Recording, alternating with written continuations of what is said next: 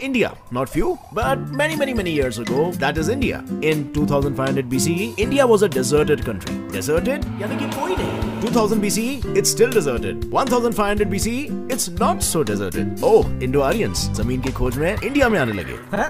Indo-Aryan? ये क्या? Well, ये है Indo-Aryans, हमारे ancestors जो रह रहे थे last in अफगानिस्तान, लेकिन फिर अफगानिस्तान में आ गए crazy heavy drought issues, जिससे obviously सब collapsed और बचा एक ही option. Let's move to India. Well, okay, welcome to India. Ding dong. कौन है? It's time जो आपको डायरेक्टली 322 BC में ले चलेगा, यानी कि एम्पायर नंबर 1 मौर्यन एम्पायर के राज के समय. बट एक minute, what about Aryans? Well, Aryans ही मौर्यंस थे और मौर्यंस ही आर्यंस थे, क्योंकि मौर्यंस नॉर्थ इंडिया में थे जब आर्यंस नॉर्थ इंडिया में थे. Plus Chanakya the great Mauryan teacher के अर्थशास्त्र भी संस्कृत में लिखे थे. So now Chanakya is equal to Mauryan is equal to Sanskrit is equal to Aryan. Therefore Mauryans is equal to Aryans. अब आर्यन ना मौर्यन एम्पायर क्या था और कैसे आया? Ding dong. अब कौन? It's time again. And now it's 323 BC. 323 BC जब पोरस ने अलेक्जेंडर को मार दिया. So अलेक्जेंडर मर गए और ऑब्वियसली उनके मौत के साथ साथ उनका पावर और खौफ भी मर गया, जिसका फायदा उठाया चंद्रगुप्त मौर्य ने मौर्यन एम्पायर की स्थापना करके. लेकिन फिर वो भी मर गया, but not before capturing territories of Afghanistan and half of India. That is why he was good. But do you know who was great? Ashoka. Ashoka the Great. मैंने कैप्चर किया this. In short, almost the entire अखंड Bharat. Plus establish किया political unity, plus internal peace, plus expand किया Indian trade in silk textile. तो अब if trade होगा तो सामान बिकेगा तो पैसे आएंगे तो लोग रिच होंगे तो वो खुश होंगे, और उनकी खुशी किसकी वजह से आई? Ashoka. So yes, Ashoka was great. King Ashoka the Great. And greatness should be celebrated. इसीलिए लो मिल गया हमें इनसे हमारा national emblem और अशोका चक्र. But wait a minute, if he is great, तो मौर्यन एम्पायर के डिस्ट्रक्शन की शुरुआत उनके वजह से कैसे हुई? Well, उन्होंने कलिंगा वॉर में हिस्सा लिया, जहां उनकी जीत भी हुई. But at what cost?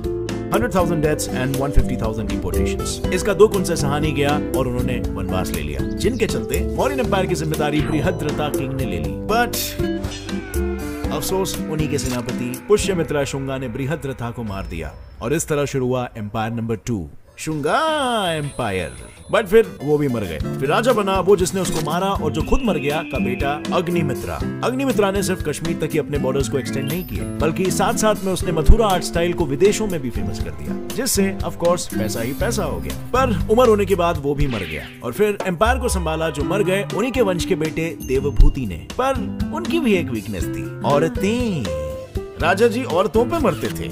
औरत का चक्कर बाबू भैया, औरत का चक्कर बहुत बेकार होता है नहीं, बेकार हुई शुंगा एम्पायर की किस्मत, क्योंकि एक अप्सरा के लालच में राजा जी अपना राजपाट कानवास डायनेस्टी के नाम कर अप्सरा जी के साथ हनीमून मनाने चल दिए. उसके बाद समय का पहिया चलता गया, डायनेस्टीज पे डायनेस्टीज राज करती गई, हिंदुस्तान की रुख बदलती गई और फाइनली 6 डायनेस्टीज डिस्ट्रॉय होने के बाद बारी आई हमारे तीसरे एम्पायर की, द चोला एम्पायर, जिसने भारत में 1500 साल राज किया है and became the longest ruling empire in the history of the world. लेकिन फिर ये चोलास अपनी टेरिटरीज को कब्जा करने के बाद इंडियन हेरिटेज जैसे कि ये और ये बनाने में व्यस्त हो गए, इतने कि अपने कब्जे किए हुए टेरिटरीज को प्रोटेक्ट करना ही भूल गए. और नजर हटी तो दुर्घटना घटी. So yes, Pallava dynasty destroyed Cholas. फिर कुछ साल बीते और उसके बाद कुछ और साल बीते, जिसके साथ भारत में 14 डायनेस्टीज भी बीत गए और हम पहुंच गए 320 AD में हमारे चौथे एम्पायर गुप्ता एम्पायर के करता धरता राजा चंद्रगुप्त 1 की.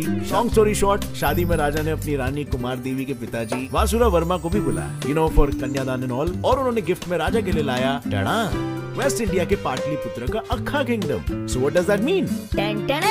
It's Gupta empire's time. Gupta empire लाया भारत में साइंटिफिक और educational revolution, because of Kalidasa, Aryabhata, Varaha Mihira and Vatsyayana and all, जिन्होंने संस्कृत लिटरेचर, मैथमेटिक्स वगैरह में बहुत तोड़ा और फोड़ा. लेकिन इनके राजा ने भी कम नहीं मरोड़ा. चंद्रगुप्त ने अपने गुप्ता एम्पायर को पाटलिपुत्र से आधे भारत में फैला दिया और फिर वो खुद फैल गए जमीन पर.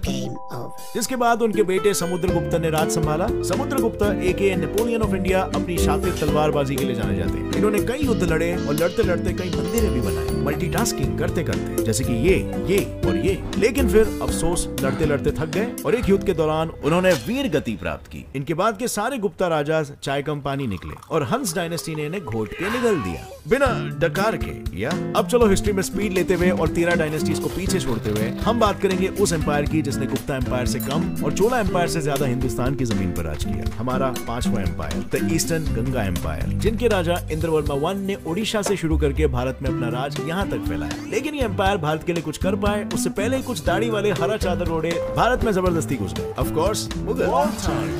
505 से 1985 तक वेस्टर्न गंगाज ने सिर्फ इनसे लड़ाई की। ये लड़ाई तो चल रही थी कर्नाटका में कावेरी रिवर के पास, लेकिन मीनवाइल भारत के बंगाल में 400 सालों तक राज करने आ गया था हमारा छठवां एम्पायर, द पाला एम्पायर। और फिर वन एम्पायर ने पाला को देखा और पाला ने होयसाला को देखा और सोचा दुश्मन का दुश्मन तो अपना दोस्त है ना, और लो तीनों लग गए इन दाढ़ी वालों पे गैंग बैंग करने। लेकिन फिर 1950 CE में दिल्ली के सुल्तान फिरोज शाह तुगलक ने ये देख के बोला ऐसे कैसे, और एक सिटी बजा के ओडिशा पे हमला बोल दिया। So now the scores are Mughals 1, Ganga Empire 0, plus also Mughals 1, Pala Empire is equal to 0. हाँ, वो भी हार गए। But wait, we still have Hoysala Empire. लेकिन फिर एंट्री हुई रणवीर सिंह, अलाउद्दीन खिलजी की, और उसने भी बोला ऐसे कैसे।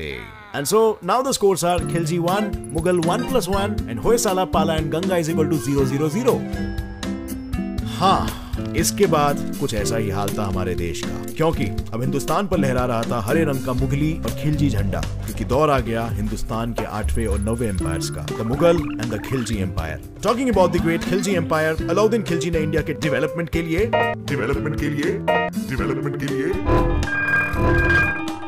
ओके फाइन, इंडिया के डिस्ट्रक्शन के लिए सोमनाथ टेंपल पे हमला कर 20 मिलियन दिनार चुराए, 6 बड़े और 50 से ज्यादा छोटे छोटे टेंपल्स तोड़े, सोमनाथ के आसपास वाले गांव तहस महस किए और नालंदा लाइब्रेरी और उसमें रखी हुई 9 मिलियन मैन्युस्क्रिप्ट को जला दिया। सो भारत का ये नाश अलाउद्दीन ने 1290 से 1316 तक इतनी शिद्दत से किया कि अंत में 1316 में वो थक के मर गया, और इसके बाद के खिलजी के सभी वारिस सब थकेल नहीं। तो बस फिर मुगल एम्पायर ने खिलजी एम्पायर का कर दिया गेम ओवर। लेकिन no, the game was still on, because Mughal empire ने भी कभी नहीं किया किसी को इंस्पायर। पानीपत के फर्स्ट बैटल से बाबर बन गया हिंदुस्तान के तख्त का राजा, और यहीं से शुरू किया मुगलों ने 300 साल तक बजाना हमारा बाजा। सो बाबर के वंशज थे हुमायूं, अकबर, जहांगीर, शाहजहां, आलमगीर, औरंगजेब और 18 नाम है, और इन सबका भारत में योगदान है हिंदू टू मुस्लिम धर्म परिवर्तन। नहीं बदले तो टैक्स भरवाना यानी कि जिजिया सिस्टम, और किसानों से उनकी ही जमीन के लिए भारी टैक्स वसूलना यानी जमींदारी सिस्टम, और हाँ 2 आविष्कार भी, गन पाउडर ऑफ कोर्स, वरना हिंदुस्तानियों को डराएंगे कैसे, एंड बिरयानी, हाँ